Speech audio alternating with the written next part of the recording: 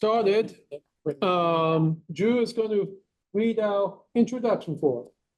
Good afternoon, everybody. My name is Drew Gilby, planner. I will be helping to facilitate the Zoom video portion of the meeting. We'll work alongside the chair to facilitate the meeting proceedings.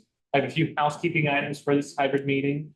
This meeting is being recorded and broadcast on the city's YouTube channel and cable channel 25. Please remember to mute yourself during the meeting when you are not speaking. The chat function for this meeting is disabled. All chats will go directly to me. Unless you are participating during the meeting, please turn your video off. This allows the active meeting participants to be seen on screen. You will still be able to hear the meeting. When you are participating, please turn your video on. If you have any trouble, you can send a chat to me. The city reserves the right to mute people or turn individual videos off to minimize distractions during the meeting. And now I'll turn the meeting back over to the chair. Thank you so much. The landlord's having a little trouble with the air conditioning system in the building, so we have lots of fans going, so there's a little bit of white noise.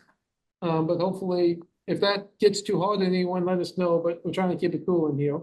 Feels pretty good. And it doesn't feel too bad yet, so this is good. Well, we have a full agenda here as usual. I know Planning Commission's got a lot of work going, and Elizabeth has some updates for us, so maybe we'll turn it over to Elizabeth. Oops. Thanks, Commissioner Finkeldine. Okay, so I put. One second, Elizabeth. Mhm. Turn you up a little. Pull up a fence so we can see it. Okay, try again. Can you hear me? Oh, wait, that's better. That's better. Drew turned you up. That's good. Okay, thank you. All right. Okay, it's a party now. Okay, so I moved I moved the Planning Commission comments into our PowerPoint.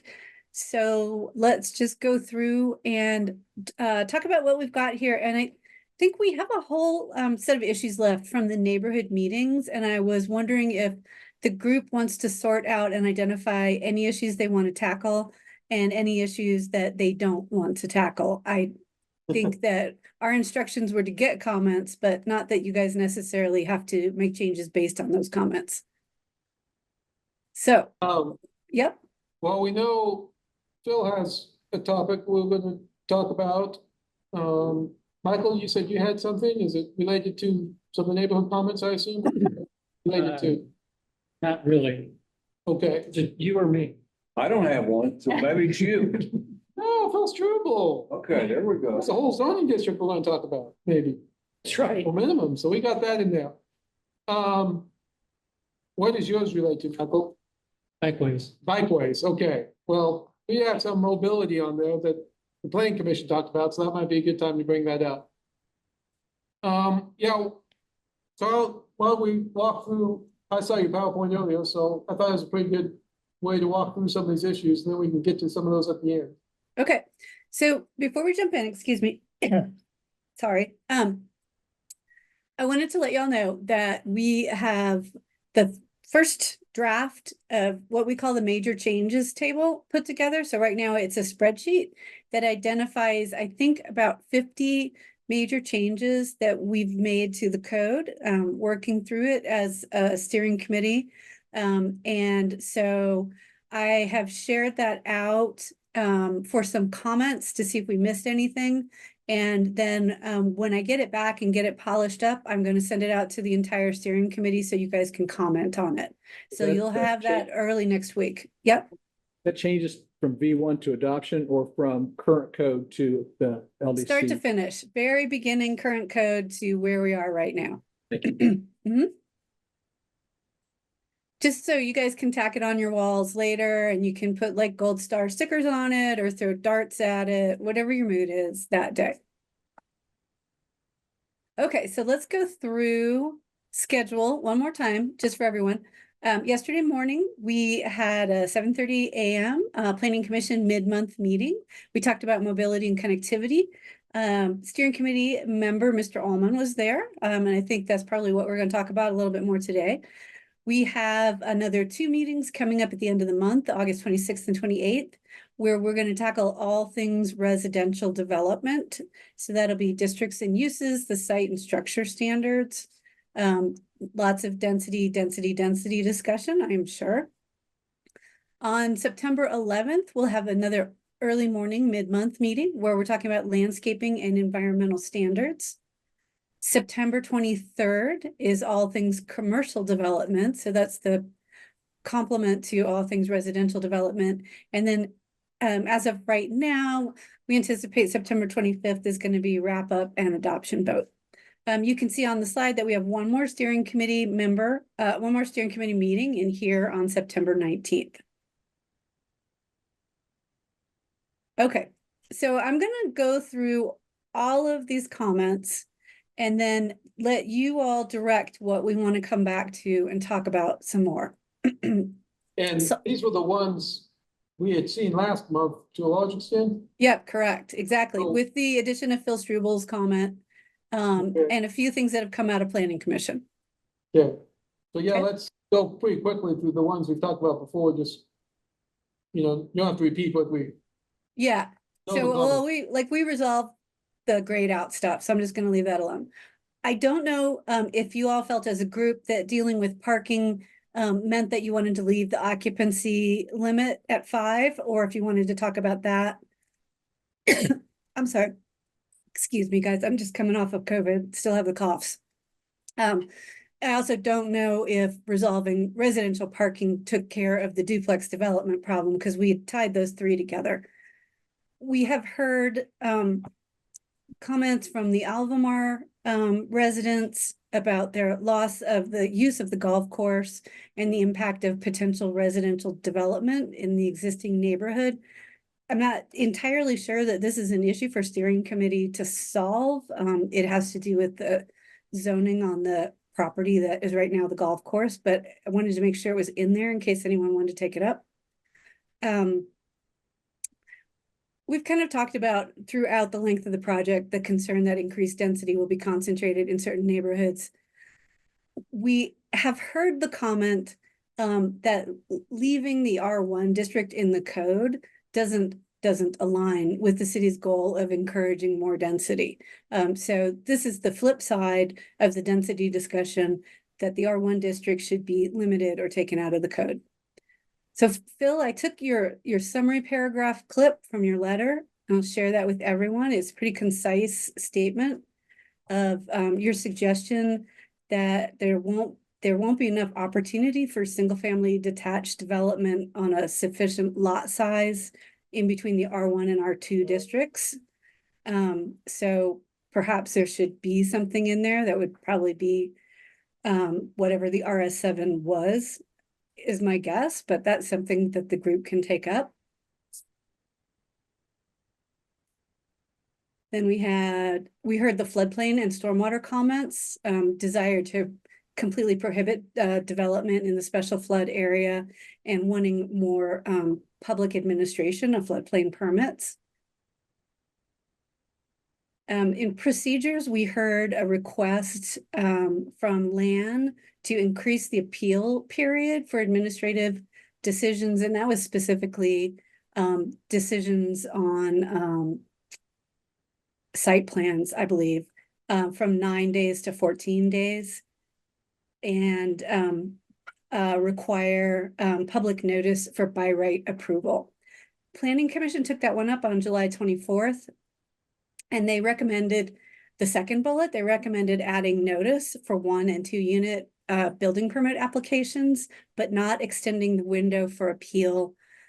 Commissioner Rexroad might want to talk about this a little bit more. I think the sum of it was, if that appeal period is extended, it means that all applications, no matter if they're being appealed or not, are held for that period of time. So it puts a hold on everything coming through the city, and Planning Commission decided it would be better to let applicants know up front what the process looks like, and then they can do the appeals calendaring on their own. We talked about this for a great deal and ended up consensus on that second bullet. Okay, and I think I'm coming up on my last slide here. Neighbors wanted to receive notice when waivers have been granted to development, parking waivers, sidewalk waivers.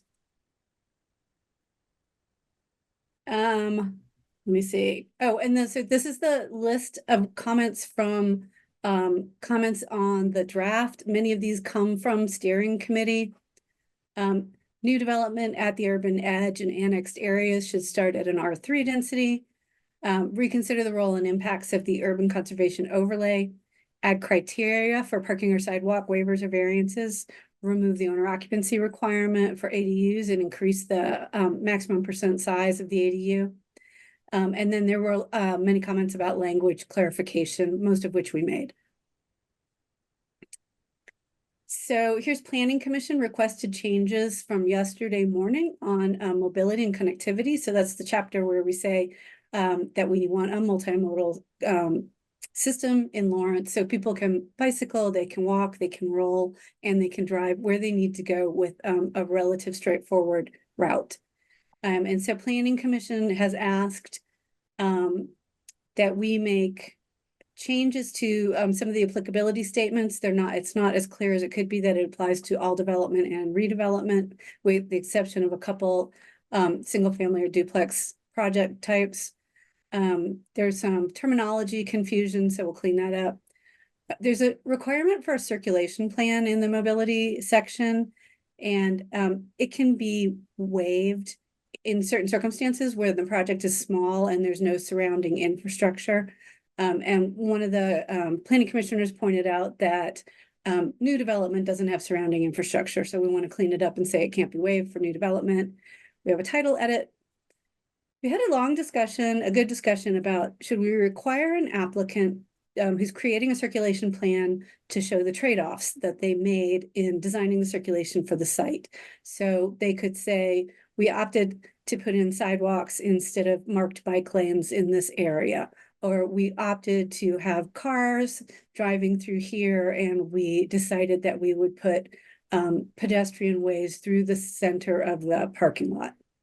So I don't know that Planning Commission was all in or all out on this one. I think it's an interesting thought exercise, and I think I'll take this back to them in a few weeks when we circle back to all things we've talked about, but kept it here for you guys. We need to set objective standards for when sidewalks are required for redevelopment and when they can be waived. We want to clarify the traffic study, sorry, escaping me today, thresholds in the land development code. So there are objective thresholds as to when you have to do a traffic impact study. And then we're going to remove some overlap with MSO language that's in the land development code. We need a point of clarification from MSO on how a traffic impact study can be submitted prior to the creation of a site plan or identification of access points. And then I'm sorry, I have a duplicate in here, create objective standards for the sidewalk waivers. So I think Planning Commission has moved forward actually on solving one of the public questions about standards for waivers. So I think that is it. So is there anything that anyone wants to go back to? Well, let's start with Michael, because it's on the last one we talked about mobility. Okay, thank you. A bit of the context. The simple proposal has to do with. Michael, make sure you speak up with the fans and everything. Oh, okay. Yeah, I'll kind of face this way better. Yeah, thank you. Basically, it has to do with protected, separated bikeways. And the context, I should say, is that Lawrence has had a bicycle plan since 1976, was what, 48 years ago. But at that time it was shelved, and the issue really didn't come back around until early 2000s. We do have a bikeways plan right now, and it does address any range of goals and visions similar to Plan 2040, but it's a high level kind of plan that doesn't have any requirements as the code would. The code, in effect, is supposed to be implementing the plans. So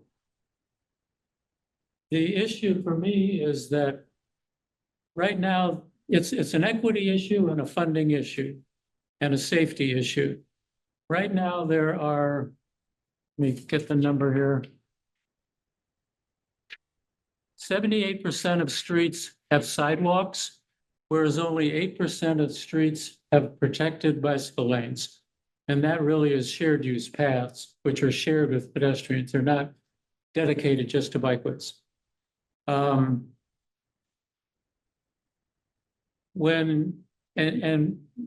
I have to say, Elizabeth, you've done a marvelous job editing this document, and I wouldn't want to be in your shoes. But some things that you said yesterday kind of grabbed my attention about how things get into the draft and how things aren't. And one of them had to do with accepted comments that are in alignment with city plans and policies. The city has these plans, but they're not very specific. And the city, if all we put into the development code was what right now is in the plans, we really wouldn't be sitting here. Pretty much of what we're talking about in the new code is all very novel and innovative, and it's not currently part of what the city currently does. A lot is, but a lot isn't. So I don't find that to be really a reason not to consider protected bicycle lanes just because we don't do them now. The other thing that I noticed you said yesterday was that that the, oh heck, I can't find it now. Well, anyway, what I'd like to see is that we consider not increasing bikeways pretty much everywhere. The way that the plans are laid out and the way that the development code tries to correspond to those plans really doesn't accomplish it because the plans don't specify anything.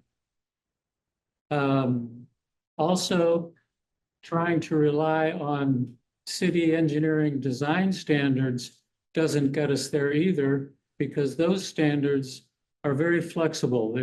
They have engineering design standards like thickness of concrete or width of a particular facility, but there's nothing specifying what type of facility, whether it's a white stripe bicycle lane, a shared use path, a bicycle track, a protected separated bicycle lane. The engineering policies don't address that either. So neither do the plans nor the engineering policies. That means that if the development code is written in a way that references those kind of sources for what gets done, once again, there will be no requirement. The distinction between requiring sidewalks or requiring bicycle, as it is written now, bicycle facilities, is that bicycle facilities are very wide in their range of design. A sidewalk is either 4 feet, 5 feet, or 6 feet wide, and it's generally 4 inches thick concrete. And that's about it. Like I already mentioned, the different types of bikeways, each one can apply to a different situation. Like Wakarusa Drive being designed or built right now, first was considered for a white stripe bicycle lane. Then the Multimodal Transportation Commission wanted to have separated bikeways or a bicycle track, and they settled on shared use path. So there's nothing really specifying from the engineering side of things what might happen, even though the development code says a bicycle facility, and that's the wording, will be required on a certain street or situation. That doesn't tell us much of anything. So, okay, cut to the chase. What I'd like to see, and I've said it before, is that we don't consider bikeways per se on all streets. That would be superfluous and a waste of resources. Simply protected, separated bikeways on arterials and collectors. Just that simple line. And it could address more in detail in chapter 11 later when the subdivision regulations are developed. But right now in chapter 10, I think all we really need is that one line that they shall be required on all new and reconstructed collectors and arterials. That's about all I need to say. Thanks. I guess my question, I'm thinking. Where in the code, in the development code? Is it? Arterials, I guess bikeways usually come up on arterials. Arterials don't usually come up. You know, if I'm creating a duplex or an apartment, I'm not creating an arterial. Well, So if they- when would if it- They front on that, though. But how But would, what I'm saying, if you, yeah, if you're redeveloping a house, or let's say, redeveloping a old Pizza Hut on 23rd into a fullplex with some ground real, you know, with some real, you know, some retail on the bottom and a fullplex above it. Right. On 23rd Street, you would require a protected bike lane for the 100 feet in front of it on 23rd Street? It's a good question. Do you do it parcel by parcel? Yeah. I don't think that, Yeah, what I'm really addressing more is city function. yeah, You know, when yeah. the city redesigns Wakarusa Drive, for example. and I guess that's what I'm thinking is that would Yeah. not be in the development code, that would be in our. I don't know what policy, I think someone else help me, I mean, that's It's currently an appendix in the City of Lawrence engineering standards. engineering standard. So it's technically adopted because it's subservient to the engineering standards, which makes it a standard. It is weird because it's a consultant's report right now, so it kind of reads odd, but technically speaking, we are following it. So it basically says on all principal arterials, you have to have a protected bike lane when things change, right?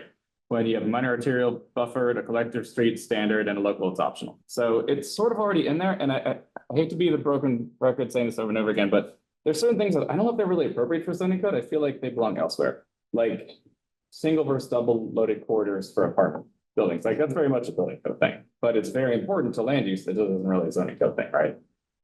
So that's where I stand as a transportation guy, is that I totally agree that these should be required. I just don't know if this is the place to do it, honestly. yeah, that could be, oh, go ahead. I just see that if we have some kind of specified requirements for sidewalks in the land development code, having a statement there isn't negating what's in, you know, other documents by any means. It's just making clear when somebody's looking through this code, if that's the document that they're referring to, they will see that.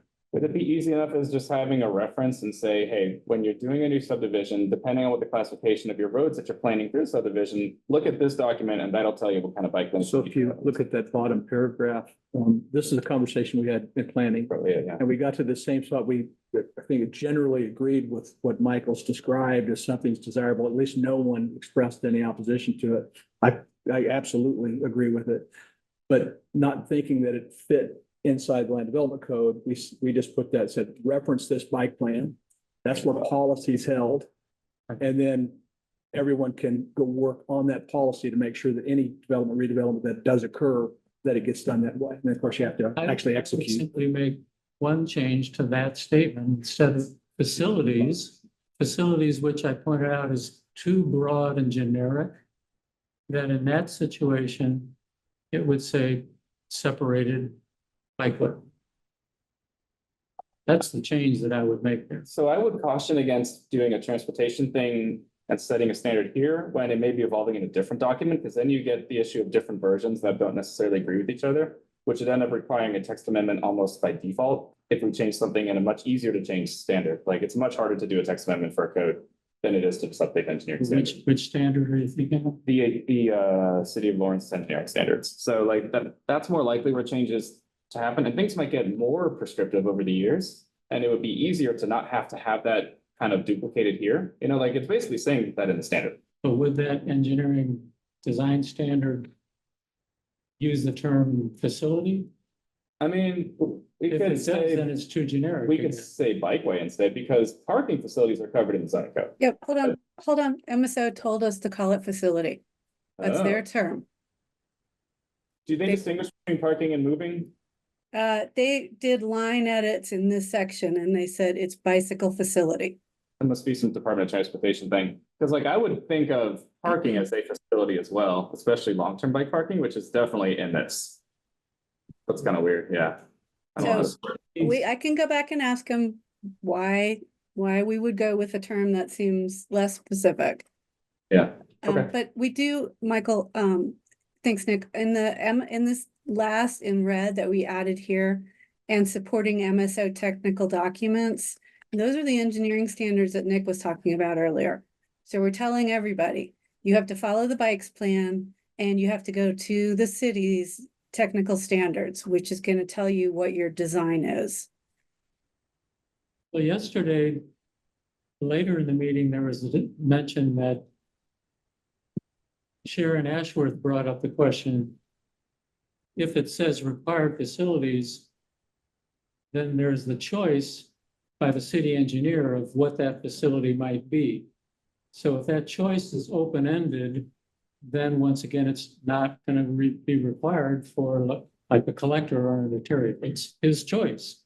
And that's the issue I have. That's the problem I have.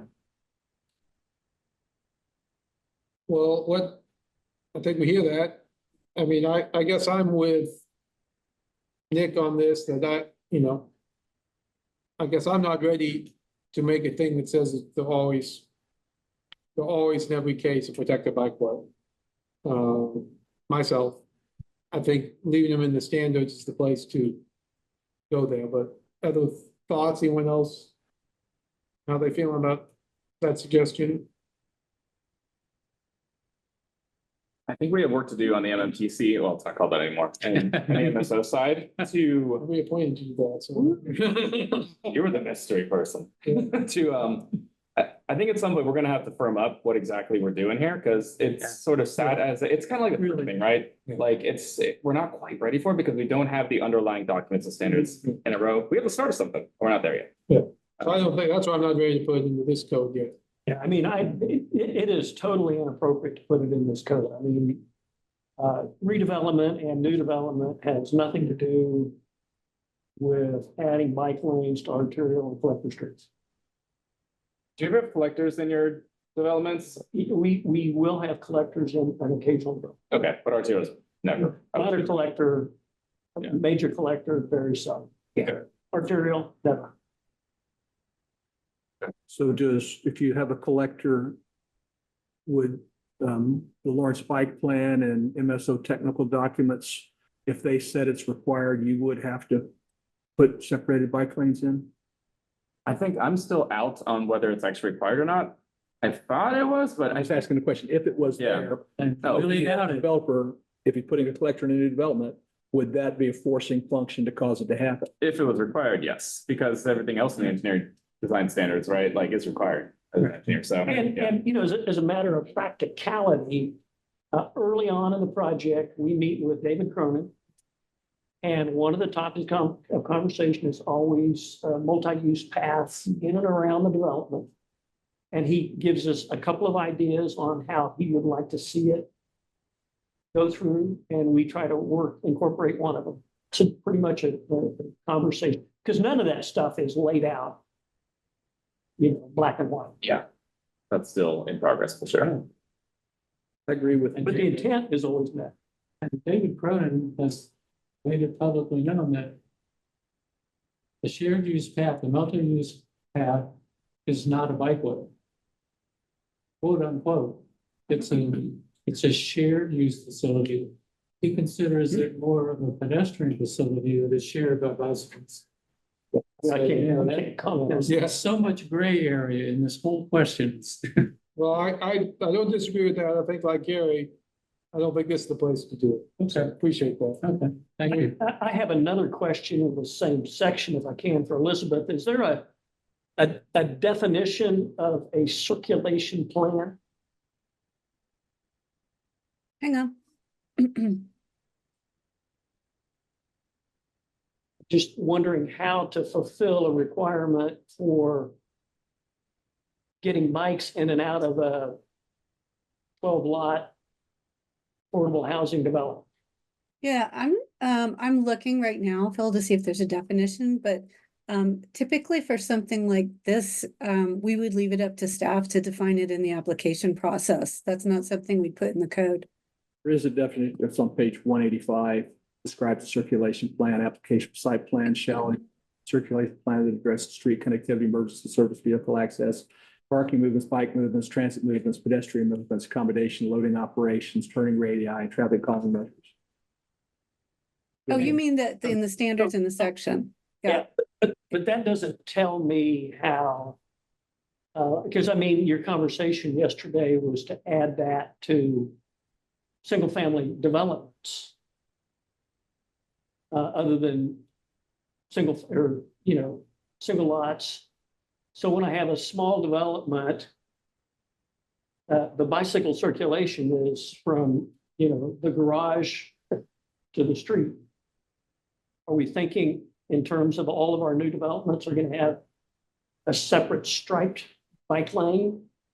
Are we, I mean, are we adding bike lanes? Are we, what, you know, if we're adding this, it is a 6 duplex or a 6 fourplex unit that has 2 parking lots.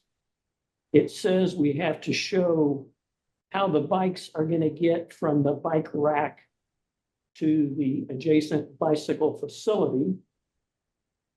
I mean, what functionally, what practically does that look like? A slow speed local street or a slow speed private road, I think is probably fine. I mean, in the engineering. But that's every street. I mean, there's no, so why is there a requirement for a bike plan for any residential development? I would have guessed that it's for larger ones with actual streets. Well, then, yeah, Intersections. I would not disagree with that, but that is not what we're saying.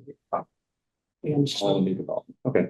So what we're saying is, right now, we're saying residential subdivisions, multi-unit dwellings, mixed-use, commercial and industrial development or redevelopment.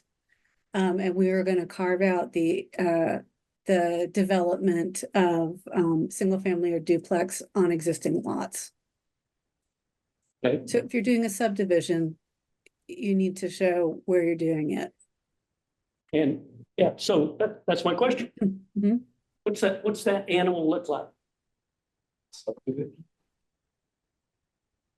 I mean, we don't say it has to be anything but marked, so it seems to me that it could be painted. Just the idea is to think about how we move people with bicycles around in a safe manner. Along the lines of, if the bike infrastructure isn't working, people aren't using it.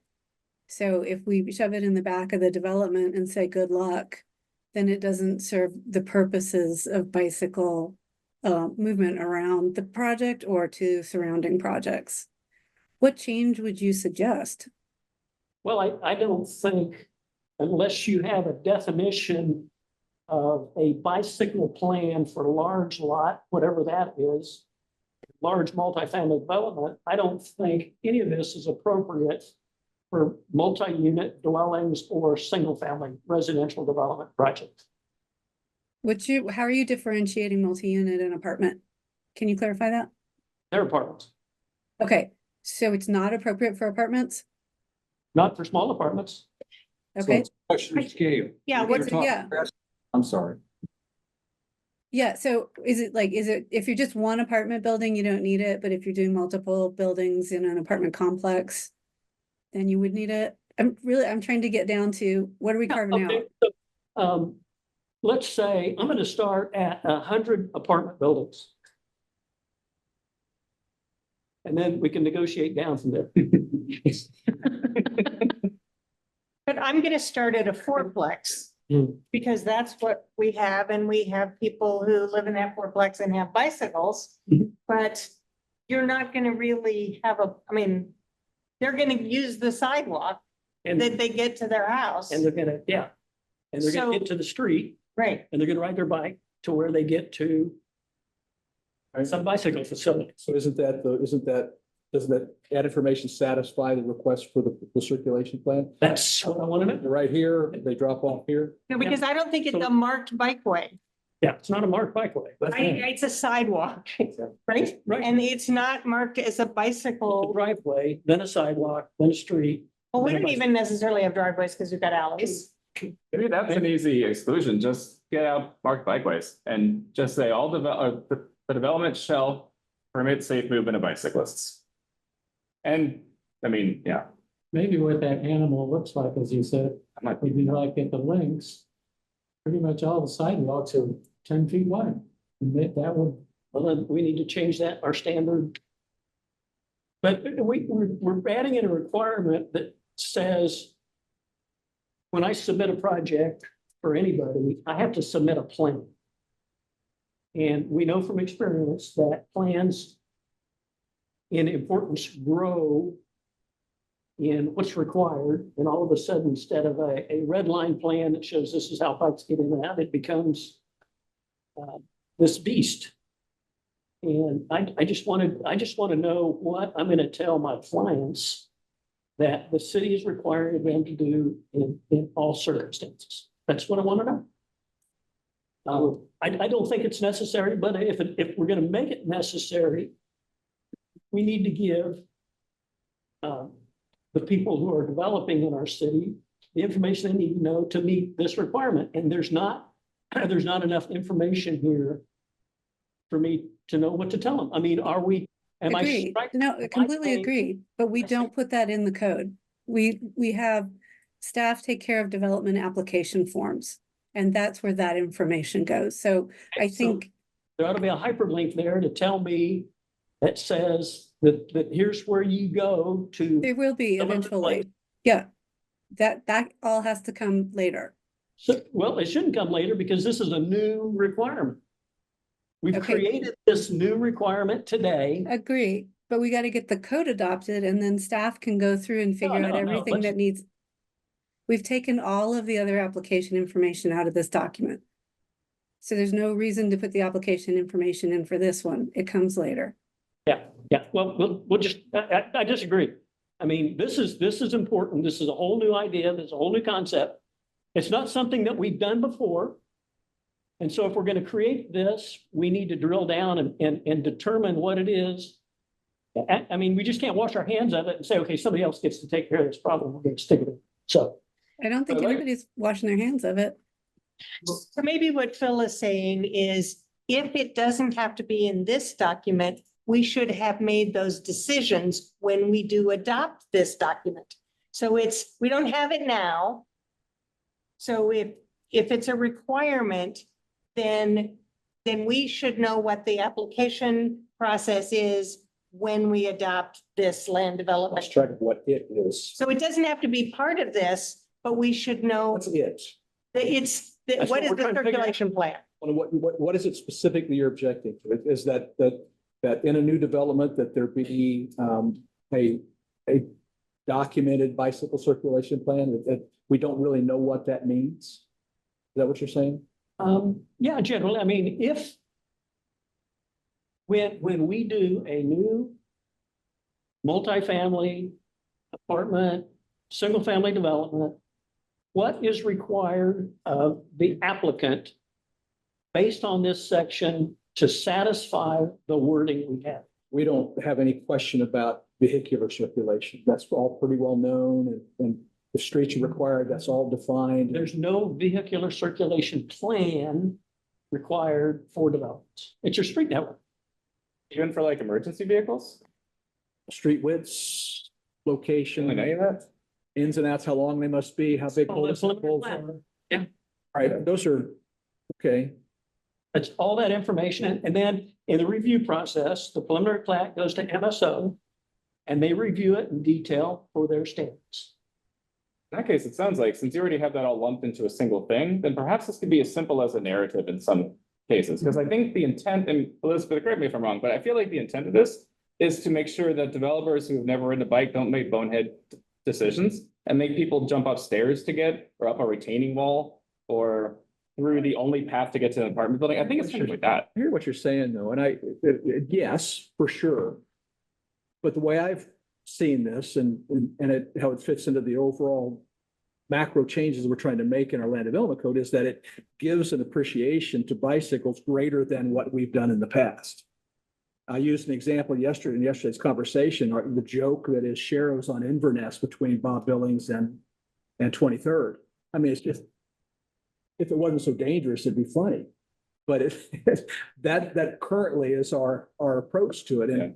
And having this kind of language here causes us to think differently than we have. It asks us to do more. And I'll give that it's not defined well. And that uncertainty represents potential cost. I'm not trying to dismiss that at all. But I would go, I wouldn't want to say just simply that we're trying to avoid somebody's boneheaded, misunderstanding, right? To go beyond the. It's trying to create a different something. I guess That's what, just what I've understood. I'm mostly coming at it from the cost of development are high and I'm looking for any way I can reduce that and assume that bicyclists will like figure it out. Like if there's generally a path on like in a parking lot in Dillon's, for example, it's like, well, that's probably where I'm gonna go. I'm not gonna go on the sidewalk. I don't think it needs to be marked necessarily. I think it's one of those things like, nice to have. I don't know if we need to have it necessarily. And I think if there's already a plan showing where all the sidewalks and roads are, you could even just write a note on the plan drawing saying like, cyclists will be generally using the very low speed streets that we have here to get where they gotta go. I don't know. I get where you're getting. Is that what is it? I guess in my mind, when I read this, I thought it would just be on the plaque. But you would just show, you instead of not showing a bicycle anywhere on the plaque, you just put it on the plaque, that would be your plan. Yeah. Are you concerned that it might come out that we might need a whole separate document? Absolutely. Yeah. I mean, development plans. Back in the old days when we used to be able to do development plans, preliminary and final development plans show all your bicycles identified, all the widths, all the locations, that's all on it. A preliminary plat should show that, but the requirement is not that strong. And then a final plat doesn't show anything. So the way we have it drafted right now is it says all applications for site plan review. I think we need to add subdivision. So that's, it can come in on the site plan. But what about saying? I guess I mean, site plans would have that information on it for sure. site plan would have it already. So So- we're good. I guess I do agree that, are we talking about, use a different bad example of traffic impact study, that's a whole separate document that someone has to create, you're paying someone to do it. That's not what, at least as far as I can hear, that's not the intent here, is that we have another 30-page document that, sets out everything. So I just wonder if the way We you can say that say, shall incorporate a multimodal circulation plan.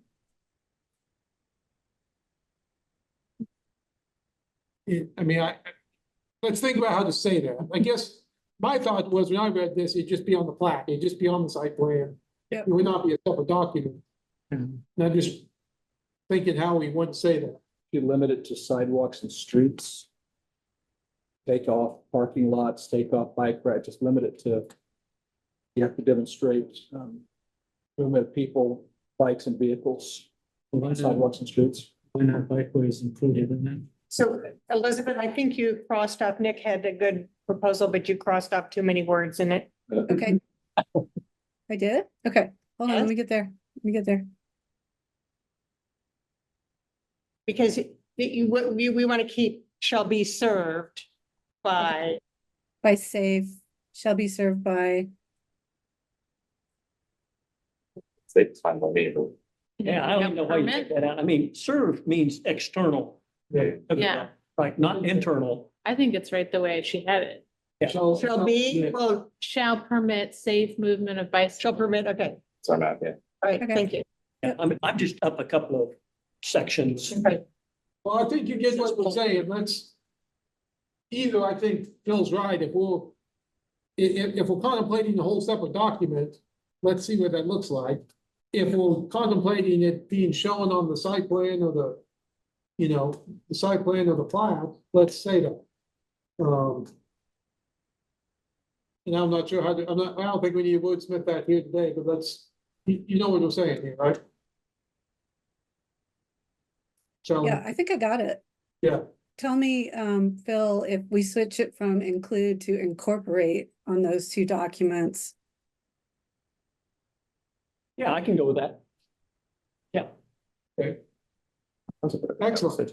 Okay, now Phil, you're on the roll here. I'm on a roll. I remember that I was right on one thing. So. Why don't you pull back up, Elizabeth, his language, I'm not sure everyone had a chance to read Yep, his summary. hold on. But Phil, we talked about this last time. Yeah. Which is, this, part of the question is minimum density requirements. And I think Phil had a longer letter, which, I'm summarizing here, and I'll let you jump in, is some of our most dense developments we've done in the last 3 years, you couldn't do under the code as this exists with the minimum density requirement. And maybe we should consider something that either doesn't have that requirement or a different district. But go ahead, Phil. Yeah, so I have two interlocking points here and then there's a third tangential point I want to bring up. One is that to start with, I'm not opposed to increasing density. I mean, I think that's great.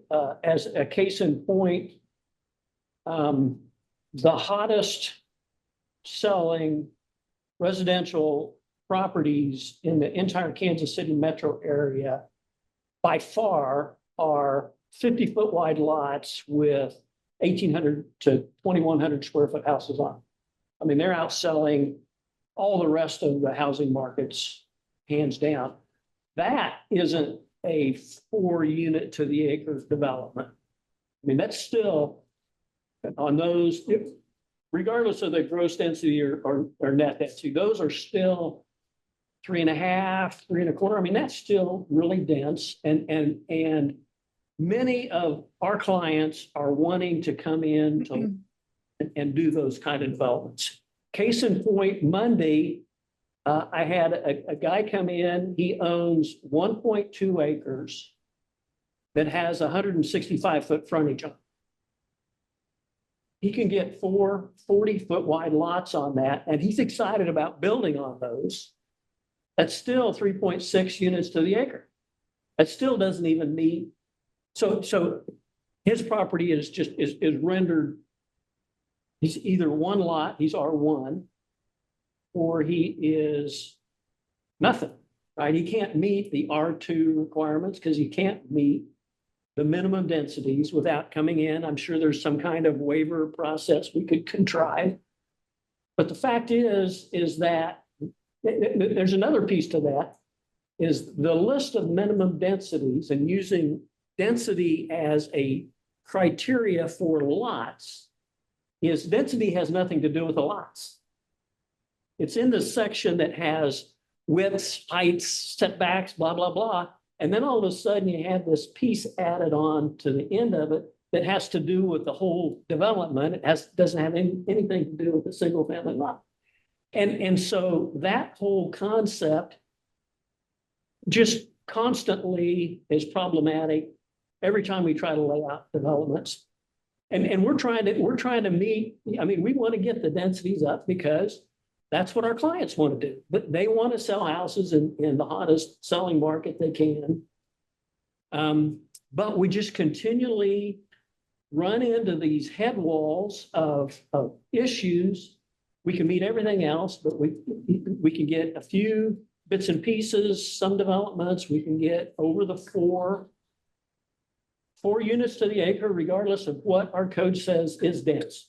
I mean, we have hardly any residential developments in North Kansas that are in excess of 4, regardless of how far back you go. What is the tenants to homeowners density? Like in that area behind Bridgeport, and then there's another little development, southwest. Do we know? You're thinking Cedarwood, Mhm. or Harper.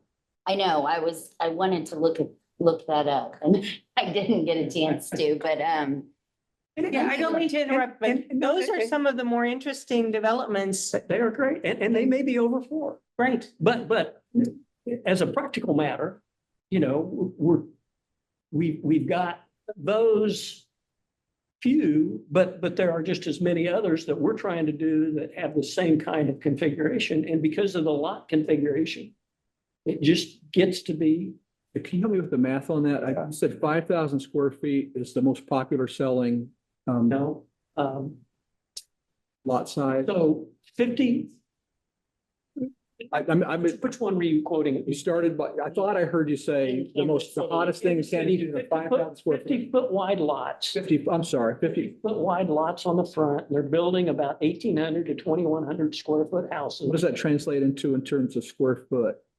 for the lots. Yeah, It's all over the place. See, that's the problem with density is we so very seldom deal in a square or rectangular piece of ground, right. and nobody does. And so that's why it's additionally a problem to tie density to a single lot's dimensional standards. Because it really, they're two different, they're two different things. You know, it doesn't have anything to do one with the other. When I get to, so if we move to net, right, so we're talking about net, so we talk about an acre's 45,000 real feet. At a minimum density of 4, that's 11,000 square foot. 18,000. Wait, sorry. I got it wrong. 11 and change, something like that. I'm not trying to argue, but I'm really trying to understand how we're talking about. 11,000 square foot on average minimum inside that net area. That you're only taking out We would call that RS10 in the old days. Yeah. I was wondering about the, RS3 in the old. 10,000 square foot. Oh, 10,000. Okay, you went that direction. Okay. well, you mentioned a dimension early on. You said it was 1.65 acres. Is that right? Just under 1.2 acres. All right. Got it. And 165 foot frontage. So I could divide that into 4 40-foot wide lots. They're going to be deep, but it's the piece of ground we're dealing with, right? Yeah. I don't get to do anything else with the rest of the ground. Why wouldn't you divide them into quadrants instead of bowling alleys? Can't you just do a driveway that goes in the middle and make like a private port and then have 4 13,000 foot lots? Are we gonna make sure, are we doing PRDs again? You can subdivide lots through the subdivision process, right? Well, You have to have access to a public and street. if access to a public street, it's gonna all be public right away, and I got I got a 78-foot old cul-de-sac right in the middle of that. So no, that won't work at all. You're not allowed to do Yeah, private Mr. streets. Homeless did it on Harper Street. It worked great. That's what we did. But not every neighborhood's going to be, shared courtyard. Not every neighborhood's going to be. Yeah. Structure that. We've got RS3 and we have R3 and R. You know, the inside of R2 to accomplish that. The problem is you're trying to put some development like that in an existing context as opposed to new greenfield development that theoretically is all going to be grid. And so those lots will be more easily defined. Is that the difference here? Well, I mean, maybe this code is I don't know how. addressing one kind of a future situation, but not what you're talking. So, yeah, to think that new future greenfield development is going to be grid is probably erroneous. No, that isn't what the code says. It's gotta be, so it's probably gonna be then, unless we change that. It said that Yeah, we're trying to move away from curvilinear Right. towards But grid. the problem is that So we're dealing with existing individual owners, pieces of ground, terrain, existing streets. So I don't get to go out and just buy everybody up. I mean, there's so many factors that come into play in each individual development to where we don't get to make all those calls. We're going to make it grid where we can, but the fact is that, you know, the big pieces of ground where we get to come in, I mean, we get so many pieces around surrounding Lawrence that are 5-acre and 10-acre tracts of ground with an existing house in them. And so we try to salvage the house, we try to work around that, then we put two pieces together. I mean, that's what the future of Lawrence growing is because we have managed our surrounding urban area really well. And so you know, we get to try to do all that kind of stuff, but to think that future Lawrence is north, south, east, west grids like the original town site is foolish. We're gonna do that where we can. But all those things come into play in that you add on top of all the other issues that we're dealing with in attempting to design subdivisions. And now we have this 4 unit to the acre criteria on top of that. Just makes things impractical. We can't do for a big part what our clients want us to do with 50-foot wide lots and build 1,800 square foot affordable houses. Because we got this 4 unit to the acre criteria, we might find some of it we can hit that and some of it we can't, but there's no flexibility in here. Because it has a minimum density that we can't go under. So I think there's, I mean, I'm hearing that, I mean, there's a couple things that, you know, obviously these would, your solutions are two of the solutions, I mean, I assume that that concern becomes less the bigger the piece of property. So if the minimums only were required for 20 acres or above, redevelopment.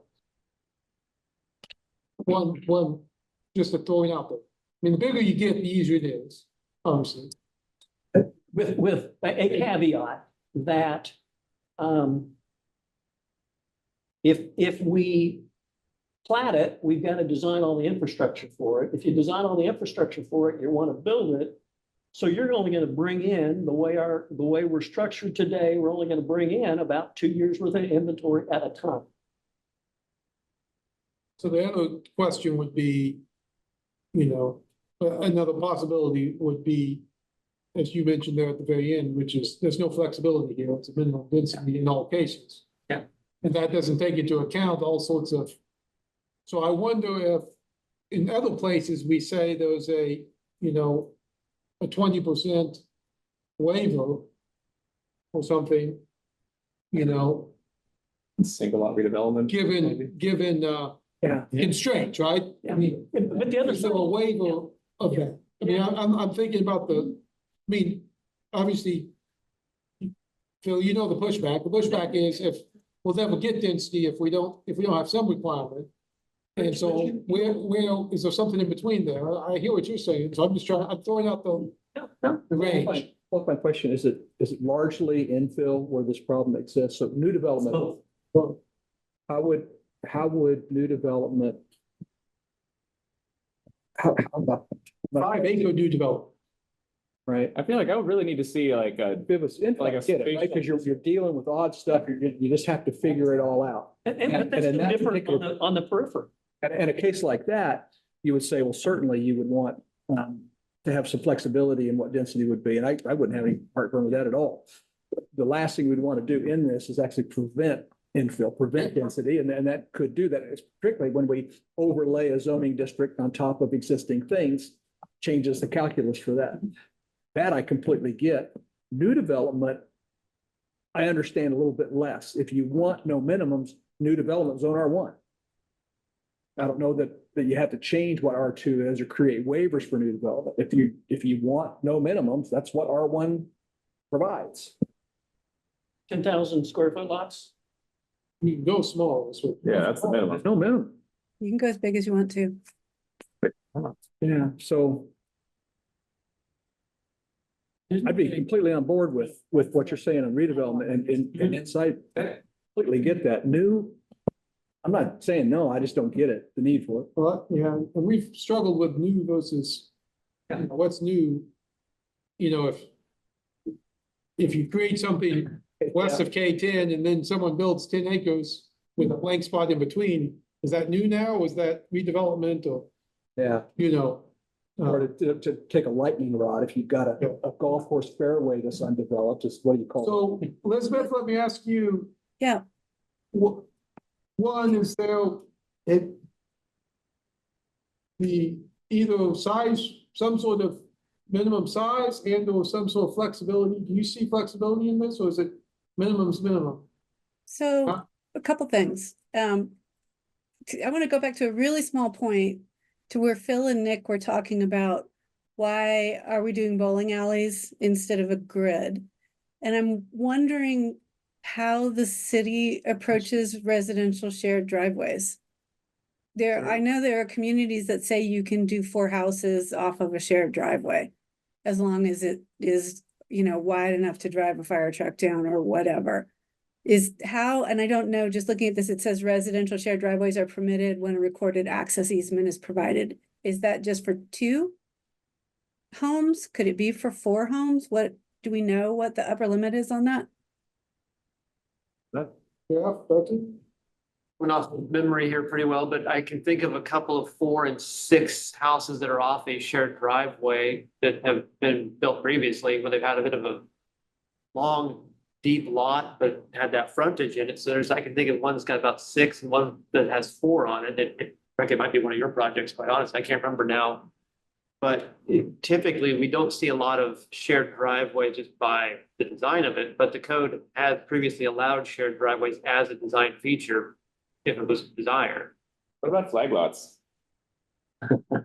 You usually have an issue with the code today because you can't get the minimum frontage. You kind of have a Very, very skinny house in the front, right? Yeah. have a really kind of an odd thing going. But there are some of those in East Lawrence and in Brook Creek that I can think of that do have some old flag lot configurations from before the sub breaks, quite honestly. I mean, given the new dimensional standards, we could probably do them with this new code, whereas with the current code, like, they would be really silly. So, I mean, I'm just thinking of other Let options. Elizabeth finish here.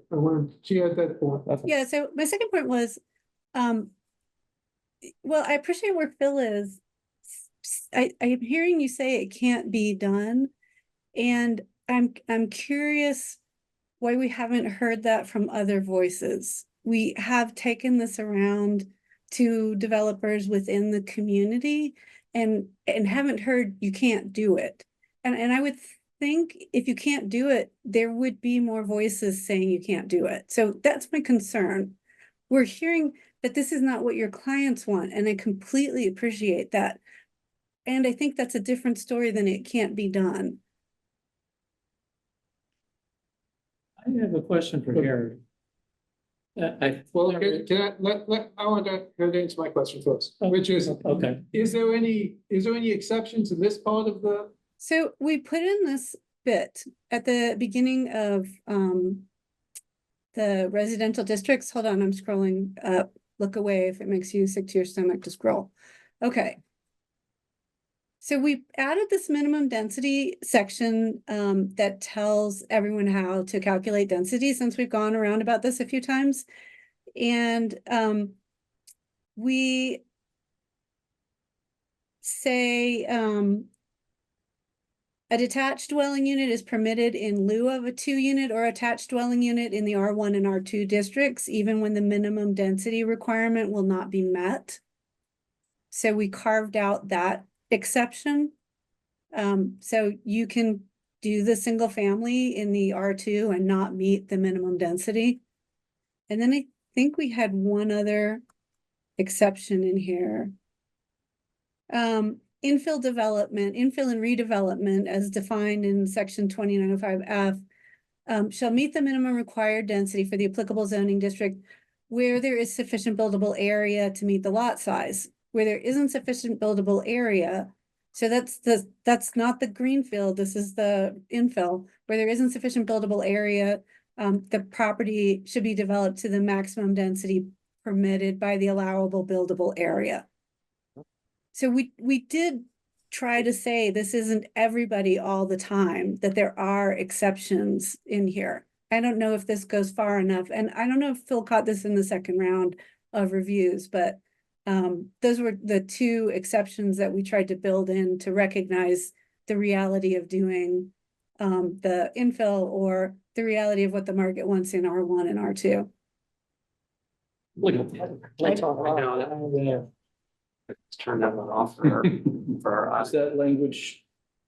Have you read that, Phil, or you? No, this is new to me. Okay, really curious what you think. But I want to go back to one thing that Gary, you caught me off guard, and maybe I'm misunderstanding, but in the dimension table, R1, minimum lot area is 10,000 square feet. So we can't get to the equivalent of an RS7 or RS5 in R1. So there's a gap, right, between 10,000 square feet and 3,000 square feet. Right. Am I reading that? Well, I said no minimum, and I was saying, thinking density, and you're thinking square footage of lot. You're right. Yeah, Okay, you're right. Yeah, I thought maybe I read it No, wrong. you're right. No, you're right. So Well, that but does. if we align that, do we want to take out the minimum lot size if there's no minimum density in R1? So if there was no minimum, well, I mean, make your minimum lot size 3,000 square feet. And then I would have someplace to go. Boy, I tell you, man, that, Not following. Then you would fill in all the blank space in between. yeah. Where everything was zoned R1. Right. Well, I mean, let's don't forget, you know, the city commission at this planning staff's direction is in charge of recommending what zoning category they're gonna give somebody. And I don't get zoning. You gotta give it to me. And if somebody comes in and it doesn't have a sufficient amount of, you know, now, that's not 100% satisfactory, but the fact of the matter is, I don't get to come in and ask for everything I want at R1. Is there, I should know Well- this. Is there a minimum lot size in R2? Yeah. Yeah. Okay, all right. I'm not finding those tables. I don't know. 5,000, okay. Well, one, I would be interested in, and I know Michael has a comment, I've cut him off twice now. But I would be interested in this idea of making sure we have some place for people to go. I think that's important, and maybe that is change that minimum lot size. I guess the other thing is, I know in some places we have the 20%, you know, 20% on height and width and all that. Mm-hmm. If 20% off a minimum density of 4 gets you to 3.2, And we Right. round down for density. then you round down to 3. So we do have a 20% variance? Oh, not on density, not yet. We have that Well, on that height was my- and, That was my question. It seemed like on the 24th of July's planning commission, this discussion happened with administrative adjustment. It's a measurable number that potentially could be administratively adjusted. well, yeah, but that density is not one that's on that list now that you can adjust. But it it's- could be. yeah, that's That what I'm was the saying. question. That was the Yeah. question. What about that, of adding that in? Remember the conversation, it wasn't a conclusion, but. Right, but that was a discussion, wasn't Michael, I couldn't hear what you were saying. Maybe. it? Well, Adding density to the list of things that can be administratively amended by 20%. adjust. That'd take you to 8,000. In R1, take you to, And I'm, it'd take you to 3,000 in R2. I mean, With the other language on you being able to build in non-standard things, all of a sudden your risk of odd shaped infill is minimized. Yeah. Still have the other forcing functions in place. I think that, I mean, one with that language, two with adding that administrative exception, because again, I mean, Phil's using an example that came up on Monday, but if it was a 1.2 acre lot with 90 feet of frontage, you know, now you're in real trouble. You know, because, you know, density is calculated by the total acreage, and now you're trying to figure out how to get road in there and all that. I mean, so the shape of the density has a lot to do with lots of different things. So what do you think about? Have you seen that, Elizabeth? Any thoughts on that, on the density? Yeah, I mean, it qualifies as a measurable standard. I think that it could be something you put in the table and keep an eye on for a year or two. You know, city commission could have staff track how many people are varying down the density requirement. That was one of our questions from planning commission. What if we get 4 or 5 years down the road and we've aimed too high in what we're requiring? So this would be a safety valve for that, and something that you can easily track. And, but I recall there were some kind of guardrails written in the code as well, aren't there? The 20% adjustment not being abused and used excessively, for example. But I don't recall what they are. It's on automatic 20%. You have to. So you get the 20% for the criteria are whether the proposed structure or site feature is permitted in the district, so that's not applicable to that. Whether the adjustment allows development that is consistent or compatible with the intent and purpose of the zoning district and regulation modified. Whether it's simply internal to the subject property and doesn't impede development around it. And whether it's required to compensate for an unusual site condition, a minor inadvertent failure to comply with the LDC, that's usually an after the fact reason you'd come back for this, or a previously undiscovered sensitive resource or natural feature. So that's and, so you have to read all of those together. Is that too restrictive? Well, the subject's crazy. We can change it for density. I mean, so let me back up. In some communities, they don't have any criteria. They just say you can come in and ask for it, or you could come in and ask for 4 adjustments or 6 adjustments max on the property. They don't want you to have to prove anything. We started out in the show us that it's not going to impact neighboring development category. So we could take out D and still do the how is this adjustment in keeping with what's going on around it? And how does it impact the property internally? That would still be something that we're looking at. So, I'm not sure with the 20% adjustment, anyone's going to go way off course. But I think the question back to you guys is, do we need some criteria? And if we do need some criteria, what are the appropriate criteria? So we haven't cranked it down too far. Thanks for violence. It's page 397. I just wanted to catch up and see where we were. Can you scroll up a little bit, please, to A? Yep. So I can see them all. Okay. All right. So, Phil, I understand that it's a lot of things that you gotta kind of keep in mind here, but I have a feeling you're probably thinking about houses and subdivisions, right? Or houses that are in neighborhoods that are in infill development. So let's take that case study, just roll through this. You want to build a house in a house neighborhood. Does the proposed structure, is it permitted in zoning district? Easy. B, is the adjustment still allowing development that's consistent and compatible? It's a house. Yes. C, does the impact of the adjustment only deal with the internal of the property? Yes, it's only about the density. D, are you doing it because there's an unusual site condition? That's probably why. There you go. That's your 4 right there. I mean, are there any other situations where it's like, well, we really don't have an unusual site condition, we just want it different? Like that would be when you wouldn't qualify for all 4. And that's when you could build an R1, that you need a bigger lot. Because we don't want to take smaller, or, we want a certain density in those smaller. And if R1 goes down to, a 5,000 square foot lot, like these, which would be. Because that's the gap. You're kind of saying that between 5 and 10, there's nothing. Yeah, there's a blank space in there that I'm trying to figure out how to. Okay, do we need to circle back to that, or should we stick with this? It's 2 different fixes, right? Fair way to put it. There's a gap between 5 and 10. I It's do not. think that's part. Unusual site condition is hard to deal with when you go before the Board of Zoning Appeals, because they sometimes say it's a corner lot. That's unusual. I mean, you would not believe the number of unusual site conditions. So I'm just I'm not sure that that's helpful.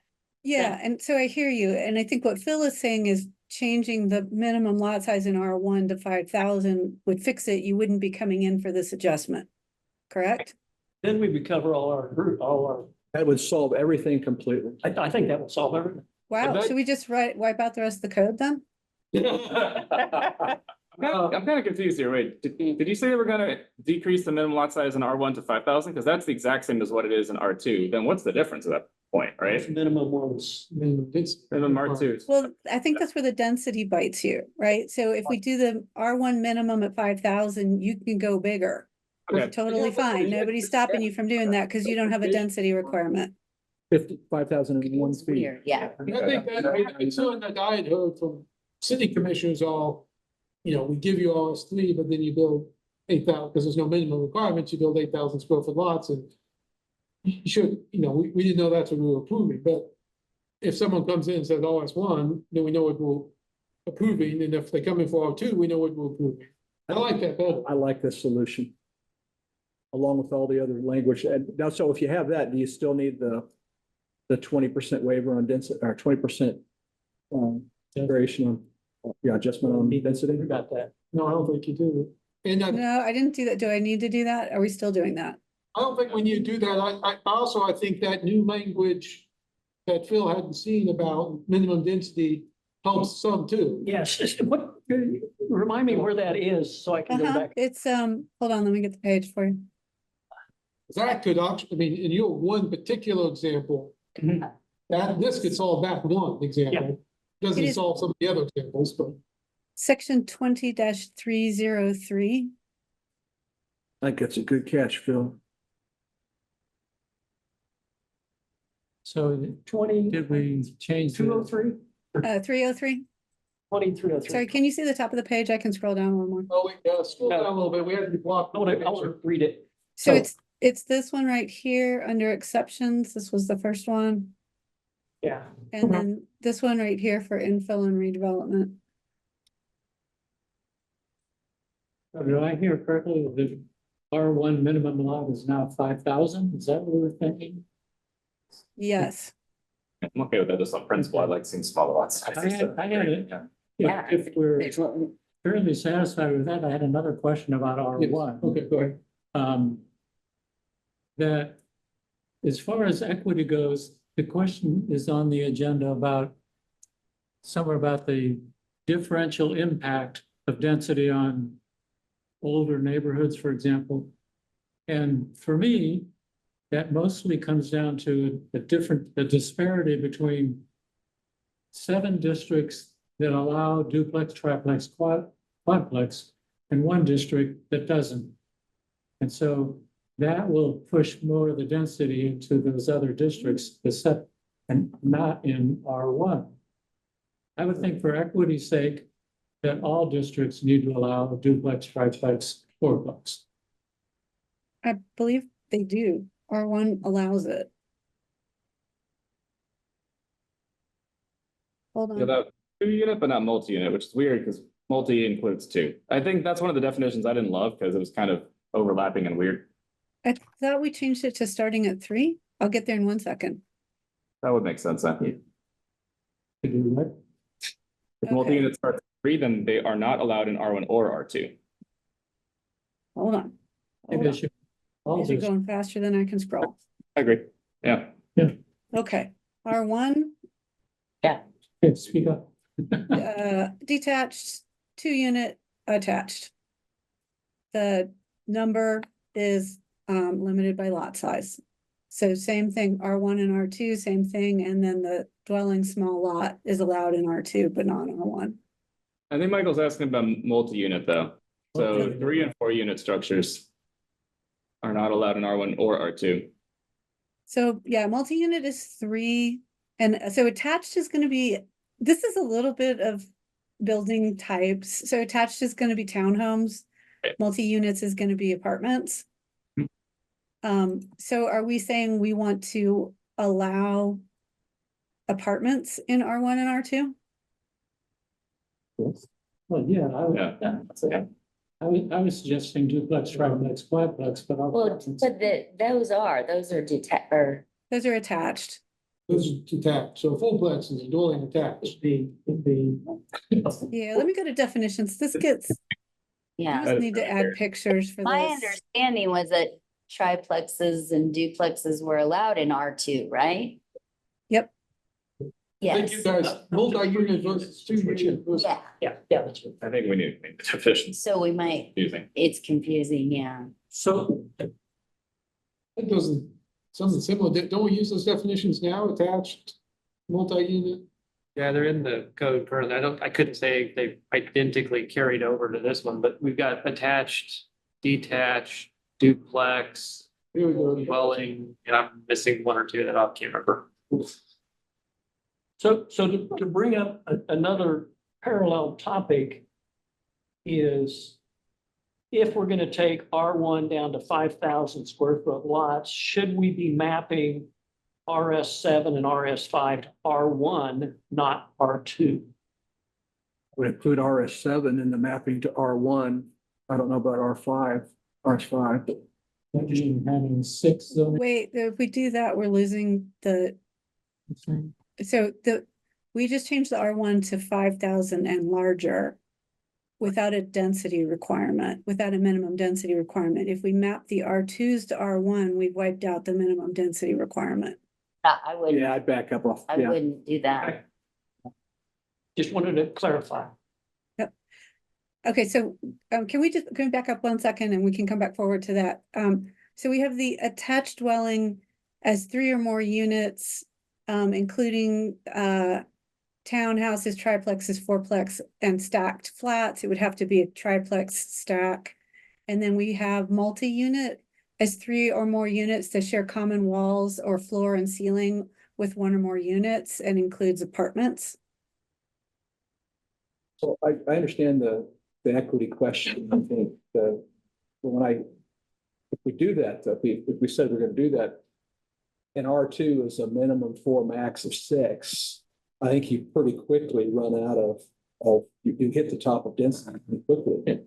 Right? The whole thing is designed to be graduated in density. It's not for the purpose of being inequitable, but to allow for different density in different areas of a community where we are today and as we plan and grow.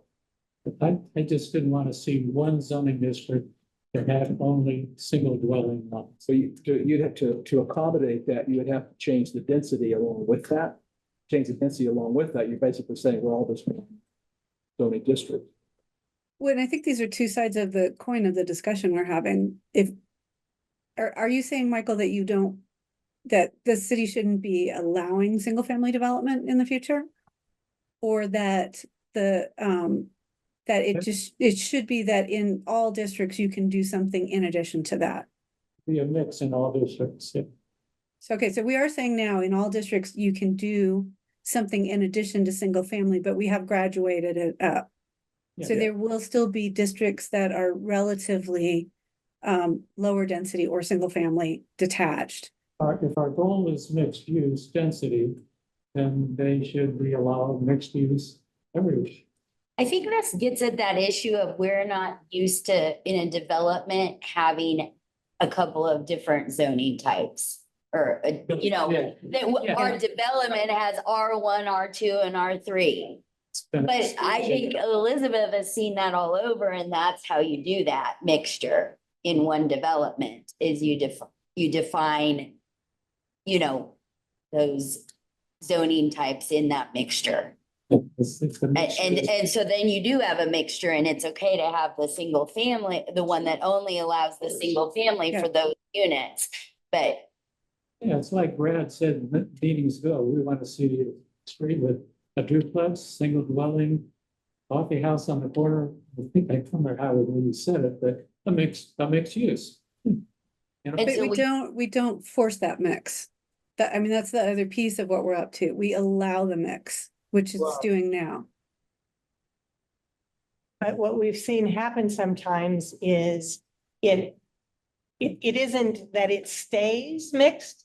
It's that it goes to the highest density that you're allowed. And if we had not changed the parking standards in Orient, we would have had a lot more houses that are now those fourplexes. So every single family house was getting torn down to make a fourplex. It's not that some stayed single family and some were fourplexes. Just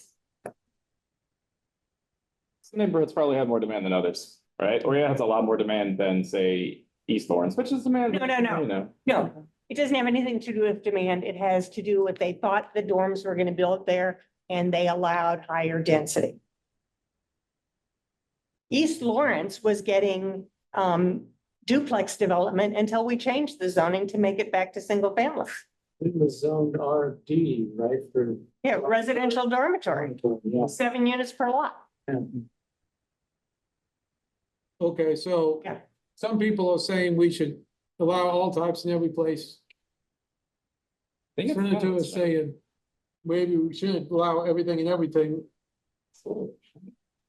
I feel like the inclusion of dwelling multi-unit is maybe superfluous at this point, because when I look at the definition, attached dwelling unit is three or more, or it's a dwelling unit to three or more.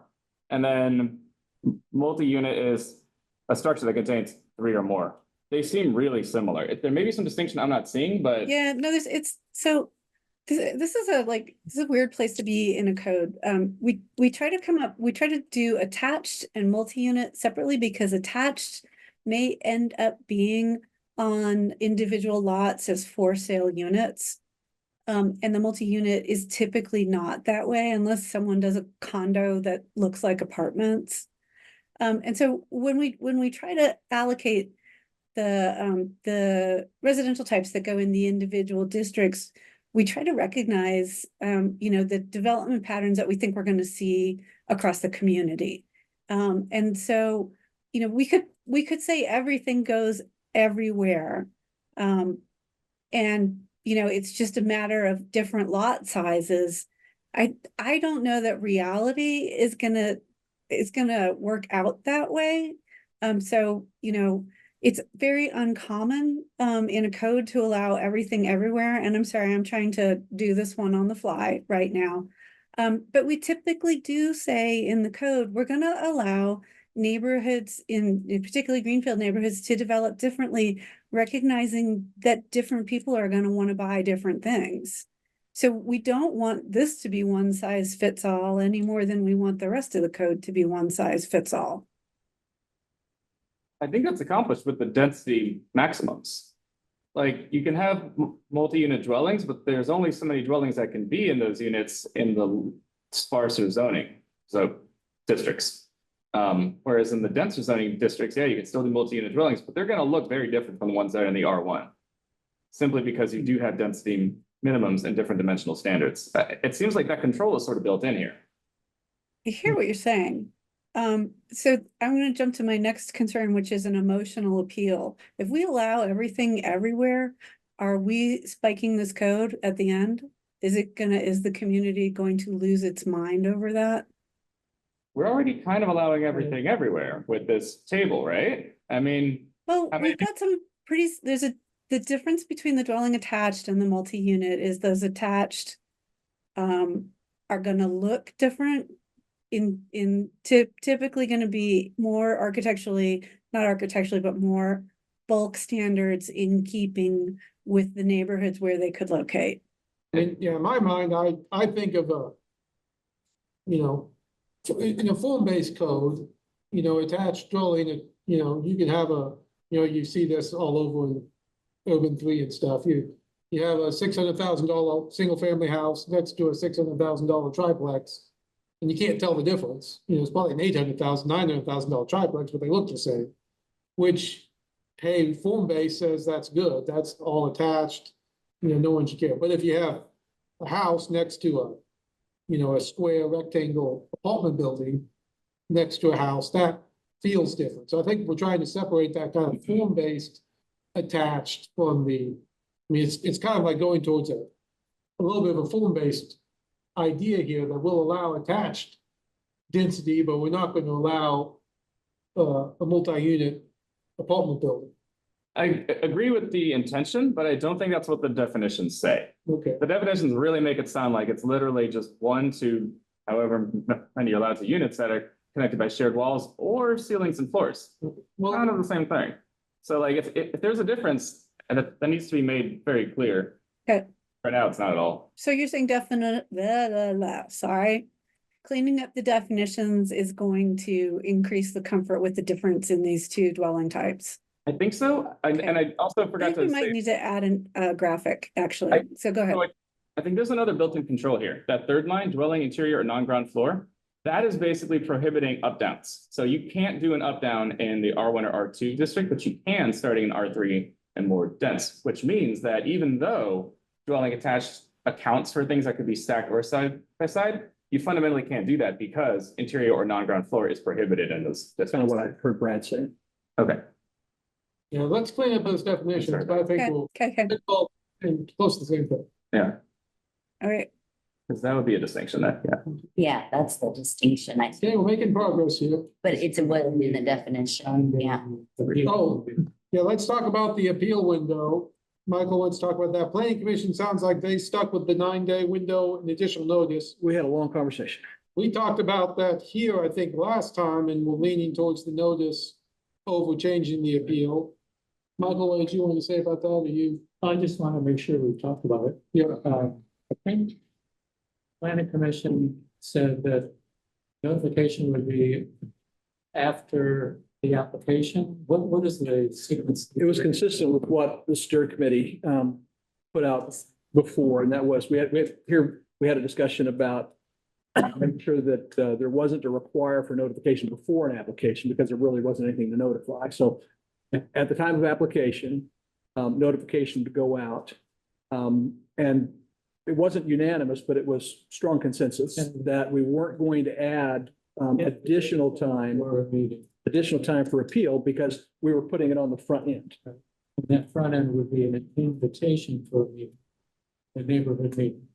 We didn't get into the details or weeds on exactly what form that would take, whether it was, the invitation, who sponsored it, and what to do if they didn't show up. It was, The requirement was to be, developers required to put out an invitation. Yep. If nobody responds and nobody's going to show up, they don't have to do it. consistent with what Steerco said last time, yeah. Yeah. And honestly, left feeling that that was an improvement over what's in the old process. Yeah. Better visibility and opportunity. That was to compensate for not changing from 9 days. Correct. So I would still like to see 14, but I understand where you're coming from. Just that, if there is a contest, if there is a problem, yeah, that having extra time shows up. But to do that as a blanket policy means we're gonna add that to every single thing that would come through. When Brad and I talked about this months ago, I suggested that aside from none of that would be the case, the site plan would go to the consent agenda, period. If it gets pulled, it gets pulled. Most of them wouldn't get pulled. And we wouldn't have to deal with this whole thing, although I would want advance notice. But Brad, do you think this? So that's, Consent the agenda. best notice is gonna be pre-planning commission, so I wouldn't have it, I don't know whether it falls well, on. I mean, I think that would all of a sudden create a situation where things that used to be administrative could become public hearing items. Because an appeal doesn't, where does the appeal of a site plan go? This requirement was only for those things in a public process, channel. Oh, I see. Right, that was So, only that was also something Strickland decided the last time we were together. well, you're not gonna get me to vote for more things on the city commission. Right. Yeah. Already in that public process channel. Get pulled. What percent? I like this process. Yeah. So it was pretty much validation of what the steering committee had sent on. And the other thing I think that goes along with this is the better a new system, the better technology, all that makes it so much easier for people to get online and see the applications, see the stuff that you used to have to come in here and ask for. Okay, well, like other things, I'll watch it for a year. Yes. We're gonna have to see clean up period. See If it if doesn't 9 work. days works. I've been caught short with 9 days too often. That's all. Michael, in those situations, we were caught short with 9 days is because you didn't know the application was going through. You only found out when it was approved. Oh, that reminds me, the notice right now, and how is that wording about going out to the property owners within 400 feet or a neighborhood association? I think that should be and.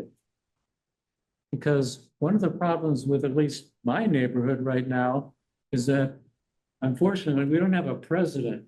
And yet that is the kind of address that these notices would go to. In other words, it would go to a dead letter box.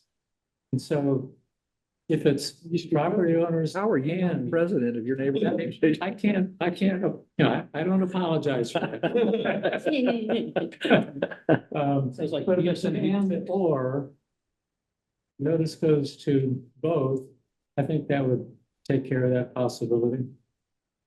And if there's not a neighborhood association, there's not a neighborhood association. Okay, other Yeah, can I break in here for a second? topics? Yes. Yeah, that second bullet point, PC recommended adding notice for 1 and 2 unit building permit applications. What, could somebody explain to me how they're interpreting that and what it's intended to mean? Those are so if someone is doing duplex or single family development or a duplex conversion, those things aren't normally noticed right now. Right. So this will change the code to require the applicant to send out notice for work to build or change those structures, so the neighbors know that there's a site plan going through. So why do you need that for 1 unit structures? I mean, if I get a building permit to make, you know, I don't know, just, you know, put in interior walls because I'm doing electrical, then that goes out? I'm not sure that goes through site plan, but I get what you're trying to say. The request is from the neighborhood associations that they know more about everything that's going on, and these were the only 2 categories that didn't have a notice requirement. But we're talking about putting one in for redevelopment of 1 and 2 unit building permit applications. And that notice would be sent with the 400-foot radius or whatever it might be, whatever you all choose to notice. I'm just trying to understand it because we have our neighborhood meeting on Saturday and so I need to report what. I think that's what the planning commission was trying to do, is Yeah. say, fulfill the request of people who said, we want to know if someone's gonna, Right. so let's send them a notice. Okay, and so that's going to be planning and development services. When you do the permit application procedure, you will be sending a notice to whom and by what mechanism and so. Yeah, on items that are in a public process where they're gonna come before the planning commission, come before the city commission. Well, 1 and 2 unit applications aren't going to come before the planning commission. Yeah. Our recommendation would not be to include advanced notification unless it was a part of that public hearing process. Oh, yeah, that's not how that was written. Wait, okay, And that's now not, we're in a yeah, that's different not how place. that's written. Yeah, Otherwise, to your point, every little Yeah, thing. everything would And be. no, so I'm sorry if I missed something, what was there. To be clear, what we discussed, I thought it was somewhere with, same as Sturco meeting before. If it's an item that is part of public process, meaning it's going to go to planning commission, going to go through city commission, that a notification in advance at the time of the application will be sent. Nothing else though is considered for that. Nothing else would be sent a notification, only in that case. Are there any instances where 1 and 2 unit building permit applications would come before the planning commission? I mean, if you're not talking about in a residential redevelopment scenario where you're already in the zoning district. I can't imagine that there's an instance where, Jeff, am I missing something here? The only building permit that triggers a notification is a demolition permit. Well, That already does. I mean, just for clarity, Elizabeth, do you think or Jerry, or what, you think you wrote that down wrong? Or- I think I must have misunderstood, but in my mind, this was the group that we were talking about. So I'll go back Absolutely. and listen to the conversation again. No, This is absolutely what we, Okay. again, it wasn't unanimous, it was strong consensus. Under current, anything going for planning commission or city commission gets notice out currently, 400 Right. feet and registered neighborhood association. Right. The only building permit that gets a notice out is a demolition. And that goes to the newspaper and has a 30-day delay built into it automatically. So no other building permits typically go out notice goes out for building permits currently. So, and then to be clear, I think some people at least have requested, hey, if someone's gonna change it to a duplex, I want to get a notice on that. And that You're is, saying Hold up. you're saying you talked about that and planning commission didn't go that way. If it's public process. No, Yeah, not public process. No public process. correct, correct. But you talked about it and decided not to Yeah, go. and I'm doubting myself. I'll go back and look. Yeah, I'm gonna go back and listen to it. Jeff, My recollection though was that it was specific to items on the public process track. okay, so there is a notice for major site plan, correct? correct. And that doesn't go to public process. Right, that goes to administrative review. Yeah, so, and this could be my misunderstanding. I thought we were trying to fill the gap on small things, so it would be standard site plan that would go to notice. Major So- site plans also go notice.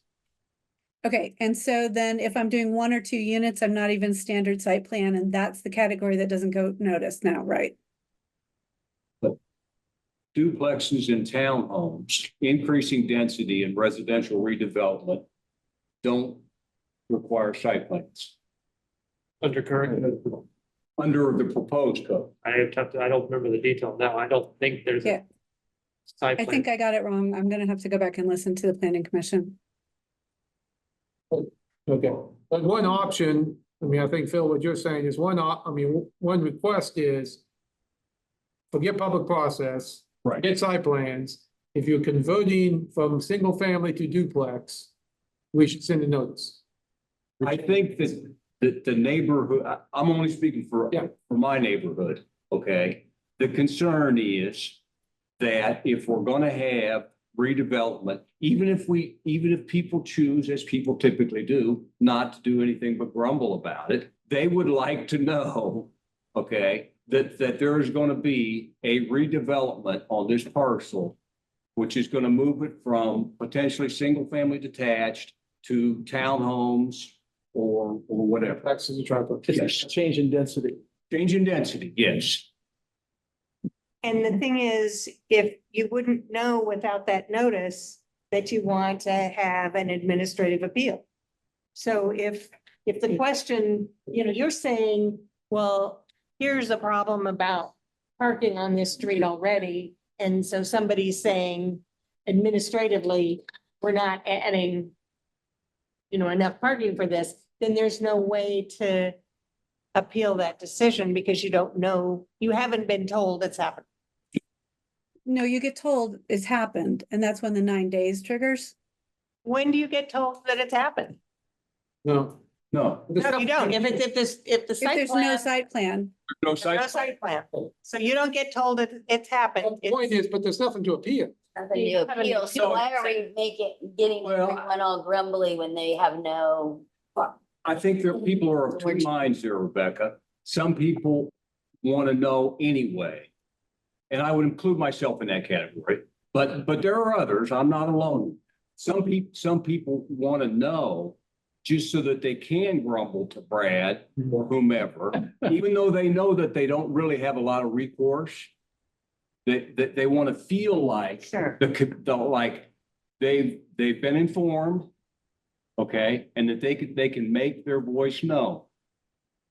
I hear you, but I think Well- part of it incentivizing or trying to get more supply Yeah. means we make that, we stop that grumbling process. Especially because a lot of conversions are pretty not noticeable. I mean, a lot of people don't realize they live within spitting distance of multifamily housing or ADUs and have never known that it's even there. So like if there's an additional person living on your block and you get the opportunity to grumble, probably gonna grumble. People like being angry. But if you never even know, if you eventually notice like, hey, that's kind of new. Let me call up Brad. What's going on, Brad? Then sure, but like, do we really want to incite grumbling just for the sake of grumbling? No.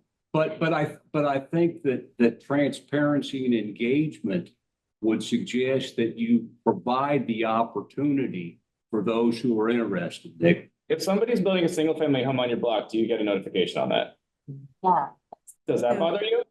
Because if you're gonna add 2 units instead of like 1, is that a huge difference? Do we really need to start grumbling now when before it was like, who cares? I think grumbling may be mischaracterized. On these Lawrence. I've made my point. I don't need to keep. Okay. Okay. Well, let's confirm what the planning commission. Yeah. So we know that. Okay. I assume we're gonna keep doing that, so. Sorry, Okay, it's been a month and I slept since then. okay, 15 minutes left. We don't finish early around here, so what's that, any? We Elizabeth? have neighbors want to receive notice when waivers have been granted to development. That can be paired with, we've had some requests to put more specific standards on the granting of waivers. I think this somewhat falls into the category of, you know, if we're increasing the number of opportunities that we're giving people notice, what expectation are we setting for that?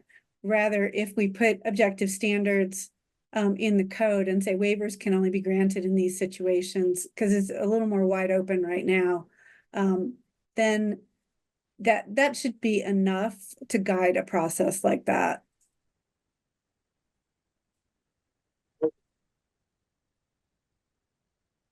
You guys okay with us suggesting some Specific about standards? when you can give the waiver, but that would be part of, you know, understanding whether there's been an administrative waiver that you didn't even, that you weren't aware of. So it is that situation, yeah. Yeah, so, okay, let's take this conversation out to its, you know, more absurd place. How much information do we need to give people? And let's take us back to the beginning of this project. One of the reasons development is slow in Lawrence is because everybody feels they have to weigh in on everything. So where can we reasonably carve out some of that weighing in? Mostly because I snapped at Phil earlier and I'm trying to make his life better now. So come on, let's get some stuff off of the gripe list. Which bill, me or? No, Struble. I'll snap at you in a minute. He's got thicker skin than I do. so- Yeah. He's used. Yeah, no, but in all reality, the more we build this out to say everybody needs to know about everything, the more we put ourselves back in the hole we started in.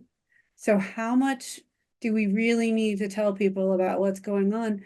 Or how much can the code tell them this is allowed? If the code says it's allowable, I'm comfortable with that. If people have permission to grant waivers, then I think that's something that it would be helpful for the public to know. Just the same thing in terms of data. How many waivers have been given to not having to do a certain thing? Because used to be, you didn't have to build a sidewalk. We just gave an exemption. If we send notice, are we saying that people have a right to come in and change that or to weigh in on whether it should be given or not recourse? I think that you're talking about having I mean, it's the appeal process. Right? If it's an administrative waiver, is there an appeal process? And in most cases, there's probably not going to be an appeal process. But again, do we have that objective criteria? Should the conversation be, do we want an appeal process instead of, are we going to notify people about things that they can't control? Right. I don't want to notify people about things that they can't do anything about, but. Or we have objective waiver very objective waiver criteria that you know they can't get a waiver for other strange reason. So and then we continue a discourse about, do we need new waiver criteria or do we need looser waiver criteria, right? As a public process. Is there a problem with our waiver criteria now? Do we have a problem that we're trying to fix? So Well, the problem we're trying to fix is we don't have we don't have waivers now. right. Okay, And so one of the things we're trying to do with this code is we've gotten in situations like Phil talked about, you have a weird piece of property. You can't make it work, and our current code says, well, sorry, you can't do it. right. The idea was to add some flexibility in here to address situations. Of course, the more criteria, the more stringent you make that criteria, you only can do it X, Y, Z. Then you get A, B, and C, well, now you're still in that situation where you've increased the chances of a waiver, but you still don't have it. All of a So sudden, it's like a variance which is almost impossible to Yeah. get done. You don't So- wanna go that far. when you say add objective waiver criteria, what are you visioning with that? So So, Elizabeth? yeah, so same as when we looked at those criteria for when staff can do an administrative adjustment, we would say you can't waive it if there are existing sidewalks and the connection is necessary. You can't waive it simply because it's Tuesday and the applicant asked you to. You know, so we can say it can be waived when there's no reasonable connection to an existing sidewalk system. Or it can be waived when, the topography dictates that, people are gonna be in dangerous conditions if they try to walk on this sidewalk in the wintertime, something along those lines. So we come up with a set of criteria where we say, okay, it's okay to not have sidewalks or not have parking under these circumstances. All other circumstances, you put it in. Generally, I think that's a decent idea. I also though wonder, like we were talking about before, I'd be interested in tracking this for the first 6 months or a year and see, I mean, if waivers are being granted all over the place, then I think,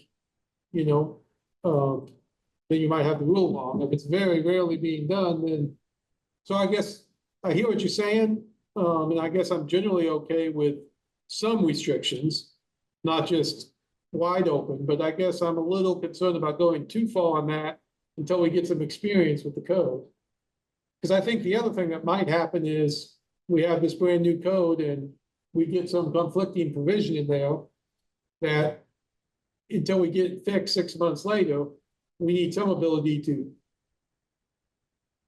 get, And who makes the waiver? get something done. Who makes the waiver decision on this is Jeff, right? Jeff and his folks. So what if we, rather than try to define what the bumpers are on that, we give the authority to Jeff and then we set a review of that either periodically or fix down the road and look at the volume that's come through and see if guide rails need to be put in. With these objective waivers, look something like those guardrails and the administrative adjustment that we talked about earlier. Is that what you have in mind, Elizabeth?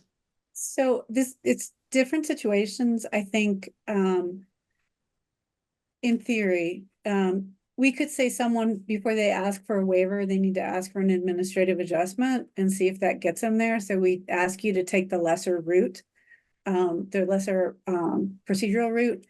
But I think the way I understand it, and staff, correct me if I got this wrong, MSO can grant waivers to parking requirements or sidewalk requirements that in the past have waived them completely.